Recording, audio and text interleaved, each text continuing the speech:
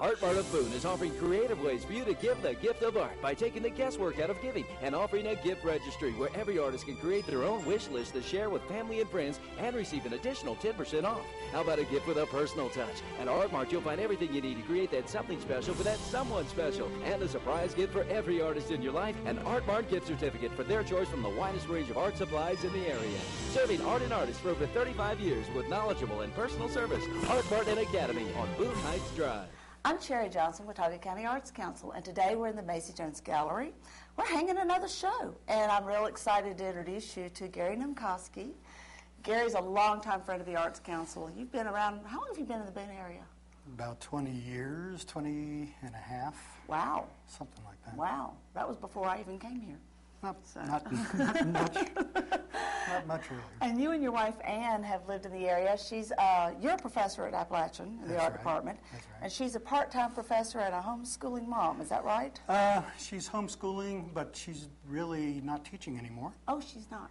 She's creating a lot, though. She is becoming famous in the world online. Wow. In the blog world, it's a whole new horizon and world for the arts, and she got me into it, so I can give a plug wherever appropriate for my blog that I started these past few months.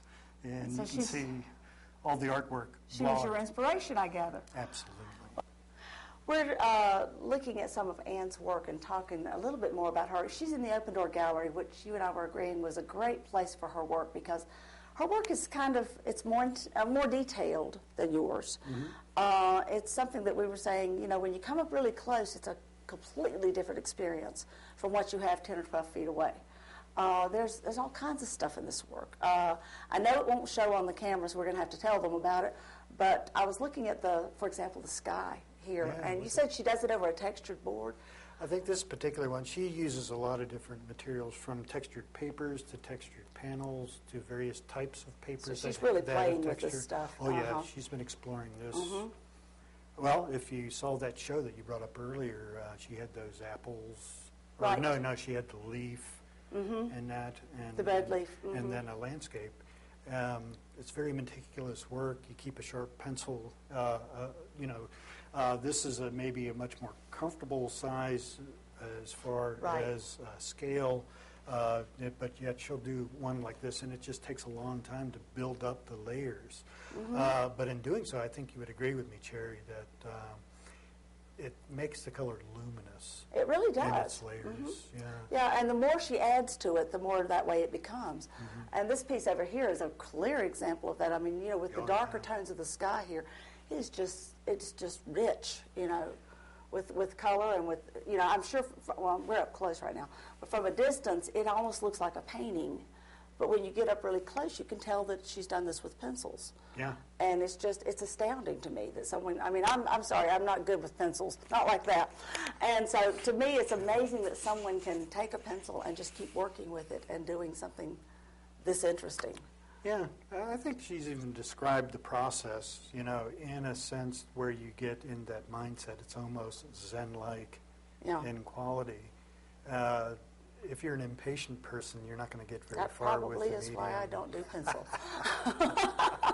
All of these little individual pebbles would drive me insane. Yep, you can count them. Now, she's getting well-known in the colored pencil world. Yes. And she's becoming one of the promoters of colored pencil as a more recognized media, as a serious media. Watercolors has more or less the same, but yet watercolors are so popular. Right. And then there's the watercolor pencils, too. Pencils. Yeah. Which is a new instrument out there. Yeah, she's using that, and then it even gets to larger, pastel-like quality colored pencil, the water-soluble, and then she builds on top of them. And so it's really quite a complex media, but you have to spend a lot of time getting to know it, just like any other media. Very intense, very intense. Mm-hmm. She's very gifted, obviously, and it's just beautiful work. I hate that she couldn't be here today to talk to us in person. We all couldn't fit in the car. That's right. But it's an obvious opportunity to go to the blog and check it out. Sure. And what was that address again? Do you remember? Her blog? Go to the website. We'll link it in hers there. is bluebirdhill.blogspot.com. All right. And mine is GaryNem.blogspot.com. All right. I believe I got hers right, but if not, we'll make it available here We'll make it at available. the Jones House. Right, and we'll make sure that people can get there. Again, I want to pass through you a thanks to Ann for coming to our rescue and doing a great job of it. I knew she would have great work. I didn't doubt that a minute. Yeah, that's why you called her. That's exactly right. Gary, your beautiful wife Ann is not able to be with us, but That's right. we've kind of got a version of Ann here, but I'm curious, here. why did you decide to paint your wife? There's a challenge blog called Following the Masters, and one of the things I've done in the past few months was just trying to get my name out there in this whole new sphere of the whole blogosphere, as Right. it's been called.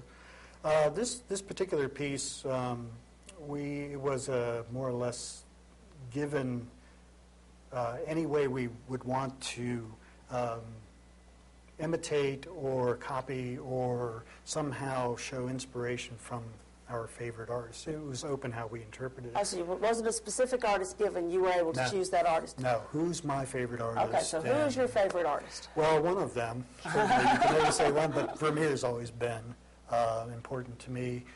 Taught me a lot about composing, I think, because I've just took him on as somebody that I'd study for years and years.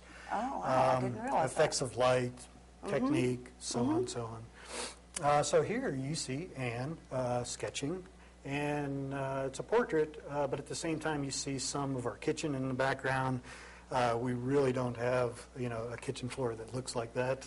It's like oak floors. But I did the portrait of Anne thinking about everything that I knew about Vermeer. Right, and do you feel like you got there? No, you can never get close to Vermeer. Where are you hitting on the mark, though? What parts of this painting fit Certain that? things people would recognize, like the Oriental type rug, was down in my basement. I just leaned it over, a sawhorse and was able to include maps are often in Vermeer paintings. I just happen to have this South Carolina low country map hanging in the studio, so that was so quite it's not in the easily- kitchen. No, it's not in the kitchen.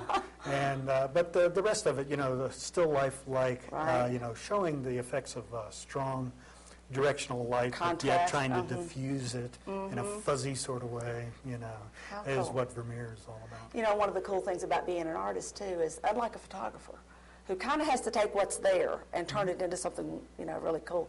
But an artist has the flexibility of being able to substitute in items that are different, like your floor, Yeah. and adding the painting, the map on the wall to the painting, and making it your own unique composition, in Sure. addition to being able to take what's in the room that you've used as inspiration. Yeah, it's a lot of flexibility, but I can say on the other hand, to study really good photography is where you learn a lot about composing. I would imagine. Because in a sense, photographers have the whole world as subject, and yet if you study what they chose, how they compose it, you learn a lot about composing that way. Sounds like we need to take a course in that, or I do. Okay. You're going to have to teach me some more about that. That's something Cool. that I've always wondered about. So that's a About new me? direction. So, and speaking of which, you are a professor, and Anne has been a professor. Yes. And is no longer teaching at the moment, but Right. she's doing a lot of other things as well. Yes.